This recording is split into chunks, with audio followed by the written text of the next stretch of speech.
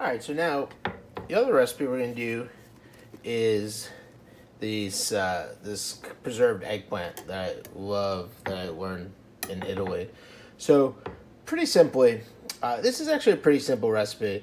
I don't have any measurements for it really, but what you need to do is you're gonna take good eggplant. Now some of these eggplant starting to get some spots on it that just I, I waited a couple days too long to do the video after I had the idea. But either way, it's fine. You just cut those off. So what you're going to do is cut the top and tail. You don't want any skin for this recipe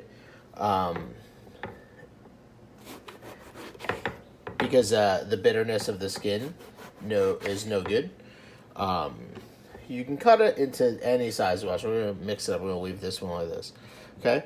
So then, essentially, what I like to do is I just go around it and peel. And now, you'll see once you get to the other side, if you get to one of those spots right there, we'll just cut that off. Right? That's fine. Not the end of the world. The important thing is that the eggplant is nice and firm. And you got good quality eggplant, which we do here. So you see it's not like crazy seeded, and it's nice and firm. I'm actually squeezing that, and it's really nice and firm. So that's really what you're looking for. Those are the most important things. Sometimes, as I like to say, life gets in the way, and you don't get to do the things you want on every day. So that's what happened here. But totally fine. Like I said, we use it anyway. So you're going to peel all this.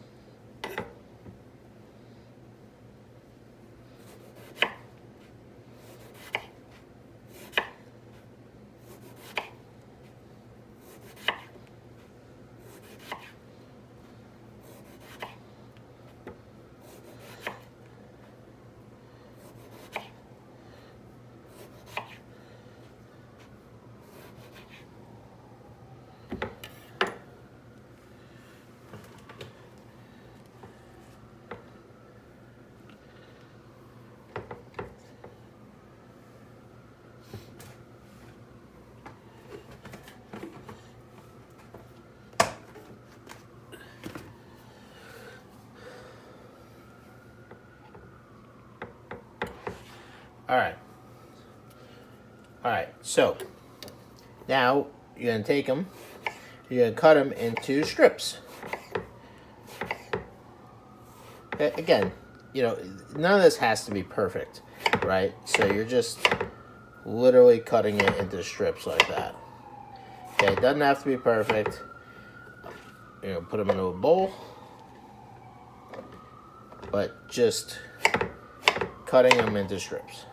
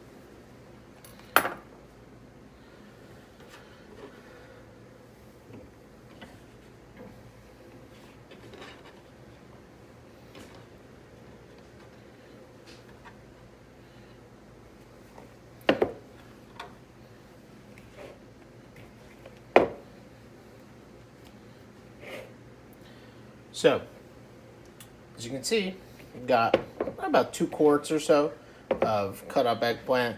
You can cut it up, however, I usually cut it up in kind of these, I don't know, not dice, but thick matchsticks or batons, I guess would be the word for it. And then I like to use sea salt. She says sea salt usually has natural curing properties. So I always like when I'm doing something that's going to be cured or even fermented or anything, I always like to use sea salt. So we don't need a ton, but you want enough to really kind of salt the vegetable and draw out all the excess moisture. So you're talking about probably 3 tablespoons worth. About 3 tablespoons. Maybe 4. And then you're going to toss it. Toss it really well. Now this will draw out all the excess moisture from the eggplant, which is actually stage 1 of the process. So this is kind of a 3-stage process. Usually, as told to me by my good friend Gaetano Narduli, his family does this in a 3-day kind of process. So the first day is salt, the second day is vinegar, and then the third day is olive oil, and then the 4th day you can eat it. But first, the most important part is really getting this juice to the excess moisture to come out of the eggplant. That's way it also draws out some of the natural bitterness that the eggplant has, especially if you end up like the one eggplant was a little bit seedier than the other, especially if you have a little too seedy pieces. It's good to have to really draw out that bitterness that the seeds have. So you're gonna take it like this, and then what I like to do is I like to fill a bag with like a Ziploc bag with a little water and weigh it down.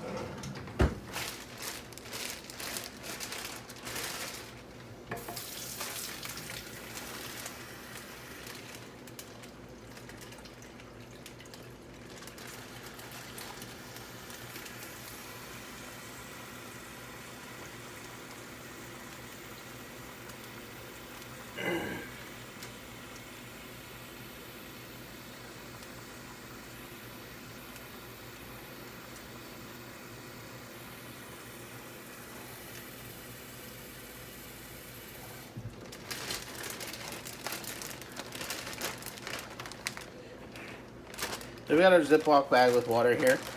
So I like to push all the air out so that you get a nice, even pressure. It's probably about 1.5 quarts, maybe 1 quart of water in here. So water's a pint per pound. So you don't need a ton of pressure, just enough to put some weight on it, and it kind of fills your vessel. So just leave it like this, and this also helps protect it from, the atmosphere, air, things like that. Now you don't want to like crush it with a ton of weight, but you do want to have, some weight on there so that it pushes the excess moisture out. Okay, just like that. And now we're gonna let this sit for 12 to 24 hours, and then we'll do the second process. Also, it's good if you do have a bunch of weight on there. It's good to put this, and you're going to leave this at room temperature as well. Just leave it out, and just put it on a container. This way, if for some reason it does exude a lot of liquid, and you're really, really heavy on weight, and the liquid drips out, it doesn't drip all over everything. And you have something to catch any excess liquid. That's it. We'll see you in 12 to 24 hours.